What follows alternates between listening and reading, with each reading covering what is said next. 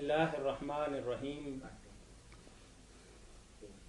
مرکز الحرمین الاسلامی ستیانہ روڈ فیصل آباد پاکستان سے میں ہوں آپ کا میزبان میاں طاہر، اور ہم پیش کرتے ہیں آپ کے لیے پروگرام فتاوی آن لائن۔ یہ پروگرام ہر اتوار عصر تا مغرب آپ کی خدمت میں پیش کیا جاتا ہے۔ ریکارڈڈ پروگرام مختلف کیبل نیٹ ورک کے ذریعے دکھایا جاتا ہے۔ اپنے دینی مسائل کے حل کے لیے ہمیں کال کیجیے۔ کال کرنے کے لیے ہمارا ٹول فری نمبر ہے 08000111777۔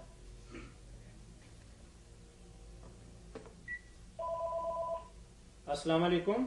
وعلیکم السلام ورحمۃ اللہ وبرکاتہ۔ جی بھائی، کہاں سے بات کر رہے ہیں آپ؟ میں یہ کون فراز سے بات کر رہا ہوں۔ چاند ایک مسائل ہے، دو تین پوچھ لیں آج۔ تو بتاؤ۔ جی فرمائیے، پوچھیں نا۔ ایک آدمی ہے، اس کی بیوی ہے، جی جی۔ وہ آدمی دوبارہ شادی کرنا چاہتا ہے۔ ہاں ہاں اس کی جو بیوی ہے نا، ہاں ہاں۔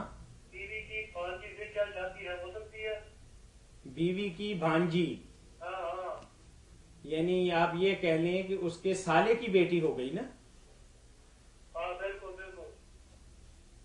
یہ بھانجی اسی کو کہیں گے مولانا؟ یا ہاں، سالے کی سالی سالی کی بیٹی ہے نا، جی جی ٹھیک۔ سالے کی نہیں، سالے کی بیٹی ہے۔ جی چلیں جواب دیتے ہیں مولانا آپ کے لیے۔ میرے بھائی یہ جو ہے نا کہ پھپھی نکاح میں ہو تو اس کی بانجی کے ساتھ نکاح کیا جائے، نہیں خالہ اور بانجی، اور یا پھپھی اور بھتیجی، دو رشتے، ان کے بارے میں جو عام اہل اسلام ہے، اہل سنت کے طبقات، خواہ وہ فقہ والے یا حدیث والے، وہ تو کہتے ہیں جیسے دو بہنیں اکٹھی کرنی حرام ہے نا، اسی طرح خالہ اور بانجی، پھپھی اور بھتیجی بھی ایک وقت میں نکاح میں نہیں رہ سکتی۔ اگر پہلی فوت ہو جائے یا طلاق دے تو اس کے ساتھ پھر نکاح کر سکتا۔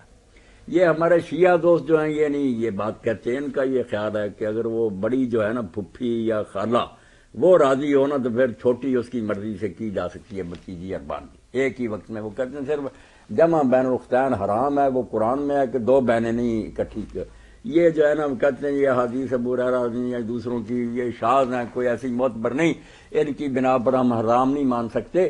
تو ان کا یہ عقیدہ ہے کہ خالہ اور بانجی، پھپھی اور بھتیجی یہ ایک ہی وقت میں نکاح میں ہو سکتی ہے۔ یہ دو مسلک ہیں اس بارے میں، اب آپ فیصلہ کر لیں جس مسلک سے آپ کا تعلق ہے۔ اہل سنت کے سب گروہ نہیں ہے مسئلہ جو حدیث کا، وہ ہمیں بتا دو۔ حدیث کا مسئلہ میں نے پڑھا تھا پھوپھی کے پاس نہیں ہو سکتا۔ آپ بتا دیجیے نہیں ہو سکتا۔ ہمارے ہاں جو حدیث ہیں ان میں یہی ہے، یہ نہیں ہو سکتا۔ نہیں ہو سکتا۔ ٹھیک ہے، چلو۔ اور دوسرا مسئلہ کہ موسیٰ علیہ السلام کی شادی جو ہے وہ شعیب علیہ السلام کی لڑکیوں کے ساتھ ہوئی تھی۔ یہ شعیب علیہ السلام کا نام نہ قرآن مجید میں آیا کہ وہ بوڑھا آدمی جس کے پاس حضرت موسیٰ علیہ السلام تھے۔ تاریخ میں جو ہے وہ کیا بات صحیح ہے؟ نہیں، تاریخ کی باتوں کا کیا ہے، نہ یہ قرآن میں ہے نہ حدیث میں۔ اسی لیے حضرت ابن عباس، حسن بصری، بڑے بڑے امام کہتے تھے کہ اس کا نام شعیب نہیں تھا، وہ یترو تھا اس کا نام۔ جب قرآن و حدیث میں نہیں تو ہم کیسے کہہ دیں شعیب علیہ السلام ہے؟ شعیب علیہ السلام ہوتے تو وہ تو مشہور نبی ہیں، کہیں تو اللہ کہتا کہ وہ شعیب تھے، وہاں تو یہ کہ شیخ کبیر ہمارا ایک بوڑھا باپ ہے، باپ کی بات ہوتی رہی، نبی کا نام نہیں انہوں نے لیا۔ کہیں قصہ موسیٰ میں اس کا تذکرہ نہیں علیہ السلام، اس لیے شعیب علیہ السلام قرآن و حدیث میں نہیں آیا کہ وہ بوڑھا جو تھا وہ شعیب تھا۔ میں نے ایک مسئلہ آپ سے پچھلے اتوار بات کرنی تھی، نہیں موقع ملتا تھا۔ نہیں موقع مل آپ نے رہا کہا تھا بل بتاؤں گا، وہ یہ ہے کہ قیامت کے روز کس نام پر اٹھائے جاؤں گے؟ وہ نام پر میں نے بتایا تھا نا کہ باپوں کے نام پر اٹھائے جائیں۔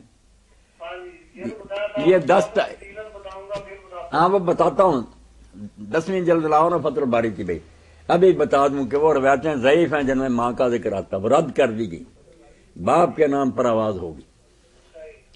یہ ابھی بتا دیتے ہیں، ابھی بتا دیتے ہیں جی، 10ویں جلد فتح الباری کی۔ جی لے کے آتے ہیں بھائی، ابھی بتا دیتے ہیں۔ لے آؤ نا، شاباش بھائی، یہاں تو نہیں پڑی ہوئی۔ یہ کیا ہے؟ یہ جو بتاتے ہیں بازو پر کاف یہ کالر، نہیں آپ باقی سوال بعد میں کیجیے، وہ بعد میں کر آخری سوال ہے لیں، آپ بس کا۔ 3 سوال آپ کے ختم ہو گئے۔ یہ بھائی جلد ہے 10ویں فتح الباری کی، اور صحیح بخاری کا ہے نا جو باب ہے ما ید الناس بآبائہم کہ لوگ اپنے باپوں کے نام سے بلائے جائیں گے.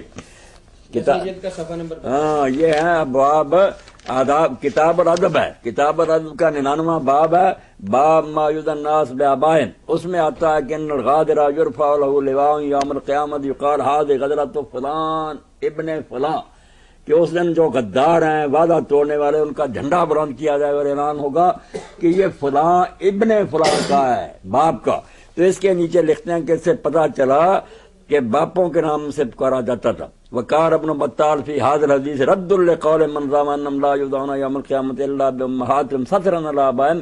تو فرماتے ہیں قلت حدیث اخرج الطبرانی من حدیث ابن عباس وسندہ ضعیف جدا واخرج ابن عدی من حدیث انس مثلہ وقال منکر. ہاں تو یہ ساری حدیثیں جو ہے نا بالکل منکر اور ردی ہیں. یہ میں پڑھ رہا ہوں فتح الباری میں سے 563 صفحہ 10ویں جلد ہے. صحیح بخاری کی حدیث ہے 6177. اس کے نیچے یہ ساری باتیں آتی. ہاں چلو 3 سوال آپ کے ہو گئے, اللہ خیر سے رکھے آپ. جی نہیں بھائی اگلے اتوار کر لیں گے. اب اور لوگ بھی میرے بھائی ساتھی انشاءاللہ, کیوں نہیں جواب زندگی ہوگی تو انشاءاللہ آپ سے پھر ملیں گے. آپ ہمارے بھائی, آپ کا پھر سوال اگلے جو اتوار. جی اور سوال کریں. ٹھیک ہے جی بہت شکریہ. جی مولانا بھائی کا ایک تحریری سوال ہے کہ صلاۃ اوابین کے نفلوں کی تعداد کتنی ہے؟ جی السلام علیکم. جی فرمائیے بھائی. وعلیکم السلام ورحمۃ اللہ وبرکاتہ. جی فرمائیں.